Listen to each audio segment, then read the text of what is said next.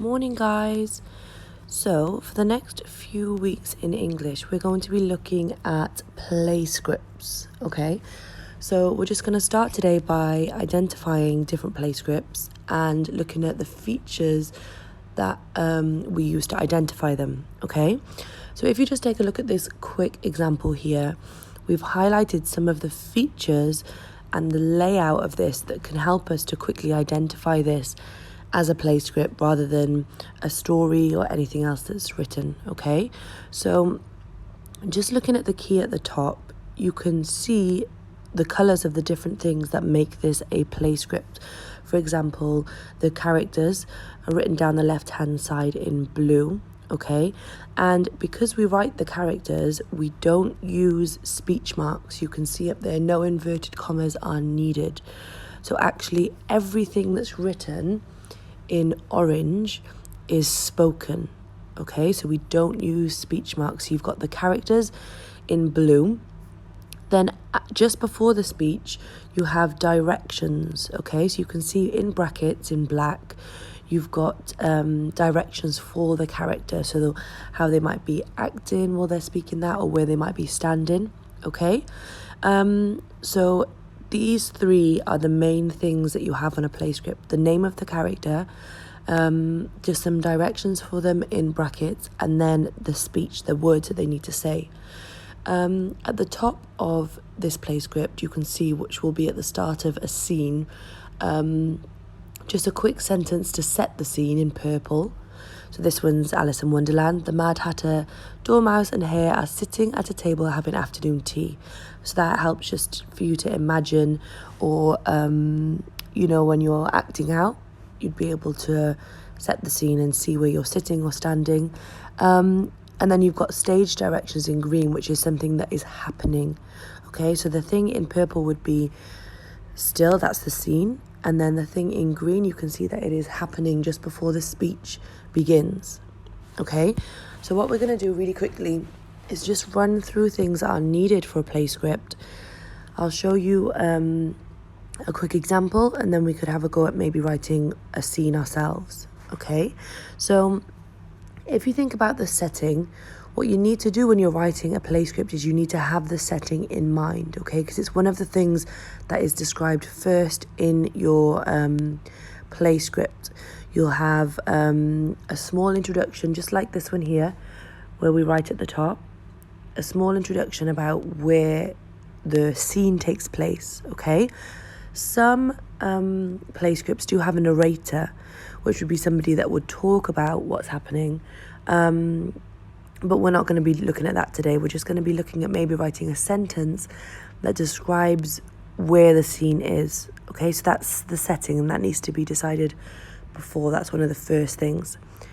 After the setting, you need to be thinking about the characters. Who do you want in this scene? Okay, now at the start of a play script, you would list all characters.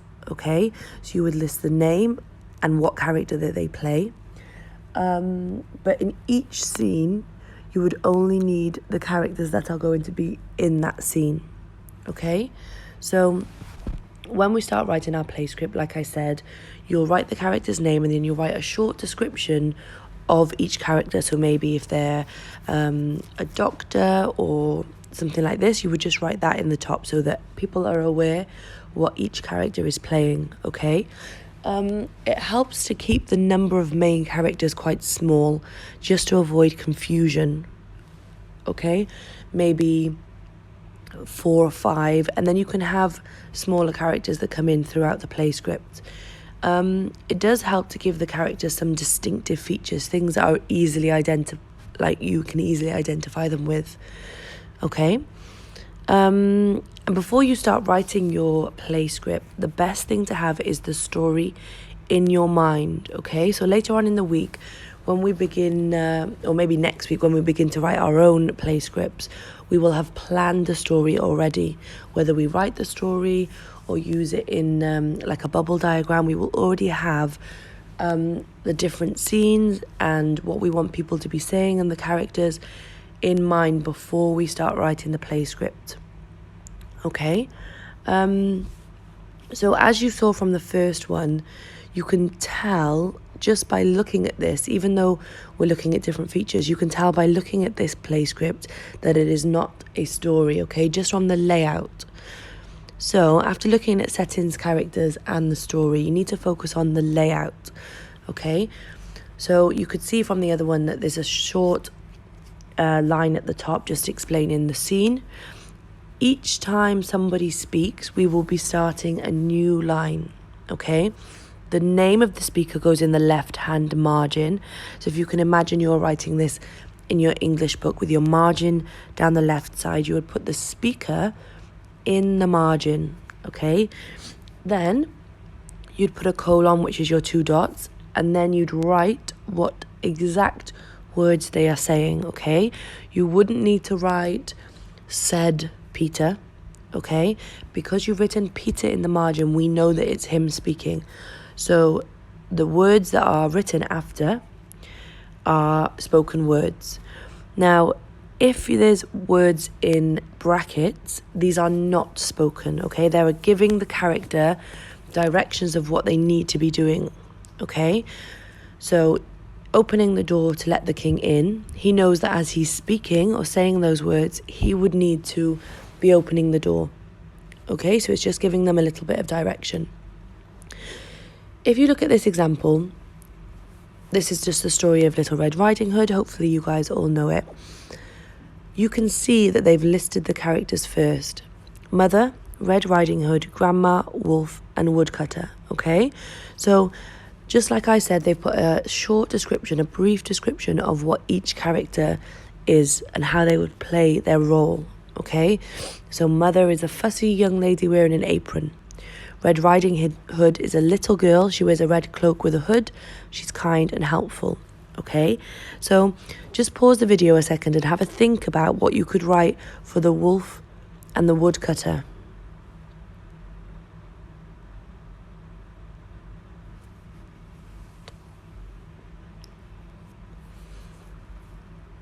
Maybe for the wolf, you could think of words that describe his character. He's mischievous, sly, okay? And the woodcutter is middle-aged man who is helpful, okay? So you're thinking about their appearance as well as how they're acting. Now, take a look at this first scene in Little Red Riding Hood, okay? Like we talked about, it's got that layout of the names on the left-hand side and then what they're saying afterwards.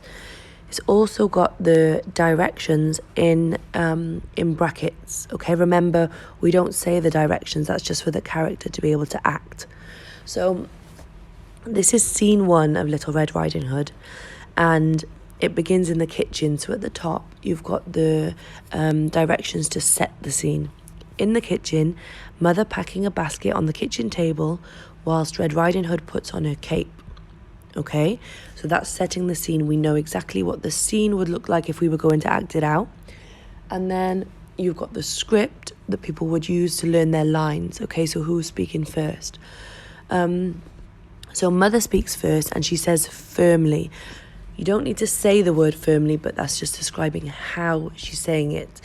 Be sure to carry the basket carefully so as not to damage the cakes. Then Red Riding Hood, you can see that they've just abbreviated that, RRH, would say kindly, "Of course, Mother, they are so prettily decorated, I wouldn't want to spoil them." Then back to the mother, "You know the way, we've been so many times together, you should do."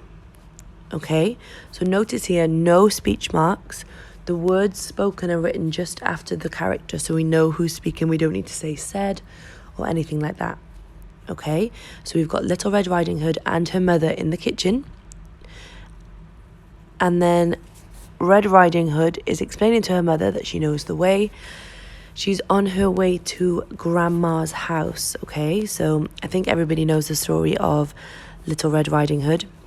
Her mother here is telling her to stick to the path, don't talk to any strangers. And Little Red Riding Hood agrees. She gets her basket and she goes off on her way to Grandma's house, okay? So that would be scene 1.